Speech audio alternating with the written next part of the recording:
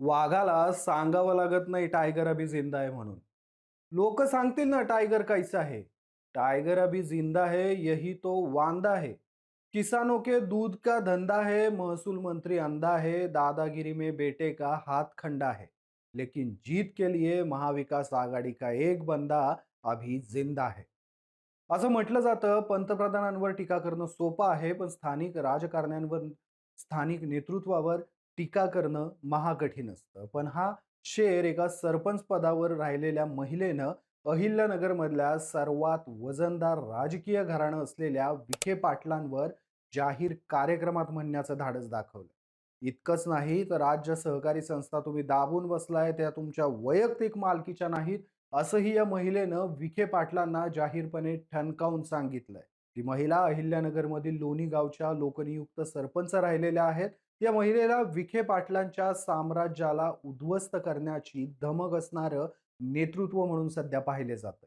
त्या महिलेचं नाव आहे प्रभावती घोगरे, ज्या महाराष्ट्र प्रदेश काँग्रेस कमिटीच्या सरचिटणीस देखील आहेत. आणि आता याच प्रभावती घोगरे यांना बळ द्यायला काँग्रेस सहितच राष्ट्रवादी काँग्रेस शरद पवार गटाचे दस्तूरखुद्द शरद पवार थेट त्यांच्या घरी गेलेले. तेही एकटेच नाहीत, तर त्यांच्यासोबत काँग्रेसचे बाळासाहेब थोरात आणि अजित पवार गटाचे दिलीप वळसे पाटील देखील होते. यामुळं नगरमध्ये आता विखेंच्या विरोधात नवीन राजकीय समीकरण जन्माला येण्याची चर्चा सुरू झाली आहे. म्हणूनच आपण या प्रभावती घोगरे कोण आहेत आणि दस्तूरखुद्द शरद पवार त्यांना भेटायला का गेलेत हे समजून घेणार आहोत पुढच्या काही मिनिटांमध्ये. नमस्कार, मी शशिकांत हिवरकर आणि कट टू कट मध्ये तुमचं स्वागत आहे. साहेबांचं राजकारण कोणाला कधी समजत नाही. साहेब वस्तात आहेत, कधी कुठला डाव टाकतील सांगता येत नाही. राज्यात शरद पवार यांच्याबद्दल अशी वक्तव्य कायमच ऐकायला मिळतात. साहेबांच्यावर प्रेम करणारे शरद पवार यांना अशा उपमा कायम देत असतात. तिथं शरद पवारांना विरोध करणारे मात्र शरद पवारांचं राजकारण कायमच बेभरवशी असतं अशी टीका करतात. हे सगळं आता सांगण्याचं कारण म्हणजे शरद पवार यांनी नुकतीच अहिल्यानगर दौऱ्यावर असताना प्रभावती घोगरे यांची भेट घेतली आणि सगळीकडं अहिल्यानगरमध्ये नवीन राजकीय समीकरणाची नांदी सुरू झाली आहे अशा चर्चा चालू झाल्या. त्याला कारण ठरतं ते म्हणजे प्रभावती घोगरे यांचा राजकीय इतिहास. आणि विशेष म्हणजे प्रभावती घोगरे यांच्या घरी जाताना शरद पवार एकटे नव्हते. शरद पवारांच्या सोबत काँग्रेसचे बाळासाहेब थोरात आणि अजित पवार गटाचे दिलीप वळसे पाटील देखील होते. हे तिघही एकत्र प्रभावती घोगरेंना भेटायला गेले होते. त्यामुळे ही विखे कुटुंबियांसाठी धोक्याची घंटा असल्याचं बोललं जातं.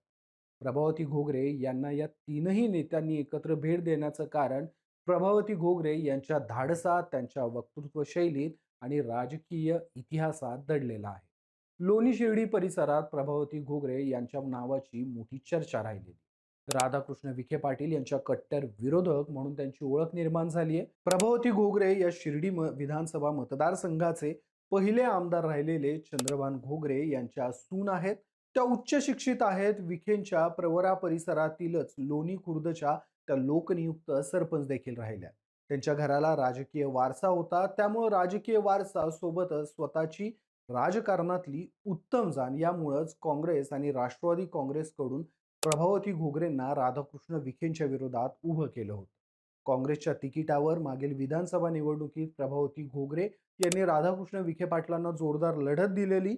महाविकास आघाडीच्या माध्यमातून त्यांना बाळासाहेब थोरात आणि शरद पवारांचा त्यावेळी मोठा पाठिंबा मिळालेला.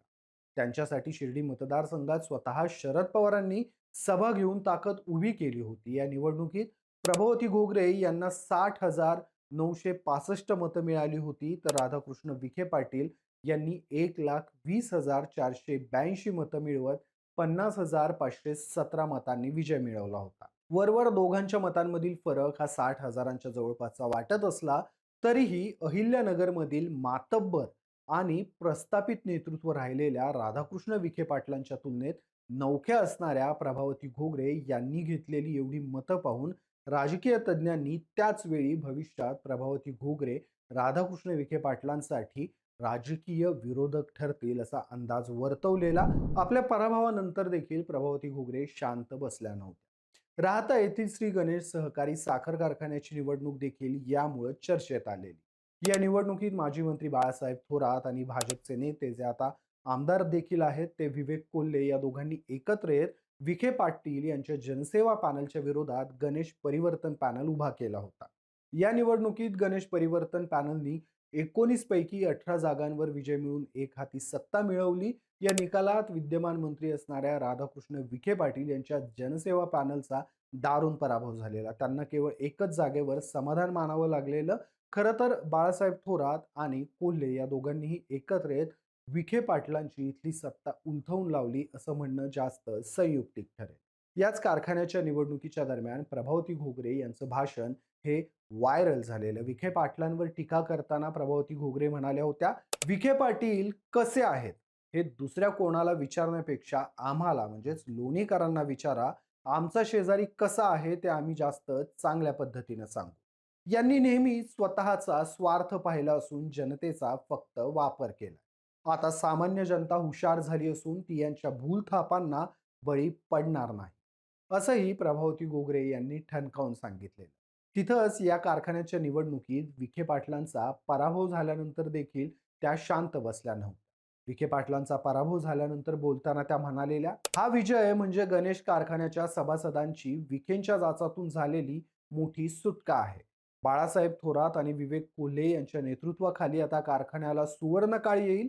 हा विजय सर्वसामान्य शेतकऱ्यांच्या एकजुटीचा विजय असून विखे पाटलांच्या राजकीय अहंकाराचा जनतेनं केलेला पराभव आहे. आपल्या प्रभावी वक्तृत्वाच्या जोरावर प्रभावती घोगरे यांनी आपली अहिल्यानगरच्या राजकारणात एक स्वतंत्र ओळख मिळवली. त्यामुळेच 2024च्या जानेवारीमध्ये जेव्हा शिवसेना उद्धव बाळासाहेब ठाकरे गटाचे संजय राऊत यांनी शिर्डी दौरा केलेला, त्यावेळी संजय राऊत यांनी देखील प्रभावती यांची भेट घेतलेली आणि त्याच महाविकास आघाडीच्या उमेदवार असतील असं सूचक वक्तव्य देखील केलेलं. खरं तर प्रभावती घोगरे यांनी यापूर्वी विखेंवर टीका करताना त्यांच्या ताब्यात असणाऱ्या सहकारी संस्थांचा देखील उल्लेख केलेला. प्रभावती घोगरे म्हणालेल्या, ज्या सहकारी संस्था विखे तुम्ही ताब्यात घेऊन बसलाय त्या तुमच्या वैयक्तिक नसून त्या स्थापन करण्यात माझे सासरे चंद्रभान घोगरे यांचा देखील हात आहे. त्यांनी हे विखे पाटलांना ठणकावून सांगितलेलं. त्यामुळंच राधाकृष्ण विखे पाटलांसारख्या भाजपच्या बलाढ्य नेत्याला थेट आव्हान देणाऱ्या प्रभावती घोगरे यांच्या घरी जाऊन स्वतः शरद पवार त्यांची सदिच्छा भेट घेतात. त्यामुळेच आता राजकीय वर्तुळामध्ये अनेक तर्कवितर्कांना उधाण आलं. प्रभावती घोगरे या बाळासाहेब थोरात यांच्या निकटवर्तीय मानल्या जातात. अहिल्यानगरमधील थोरात वर्सेस विखे वाद हा सगळ्यांना माहिती आहे. त्यामुळंच थोरातांकडून प्रभावती घोगरे यांना बळ मिळत आहे. त्यासोबतच लोकसभेला शरद पवार गटाच्या निलेश लंके यांनी सुजय विखेंचा केलेला पराभव हा विखे कुटुंबियांच्या जिवारी लागला होता. त्यामुळे शरद पवार गटावर विखे कुटुंबीय असंही खारकावून.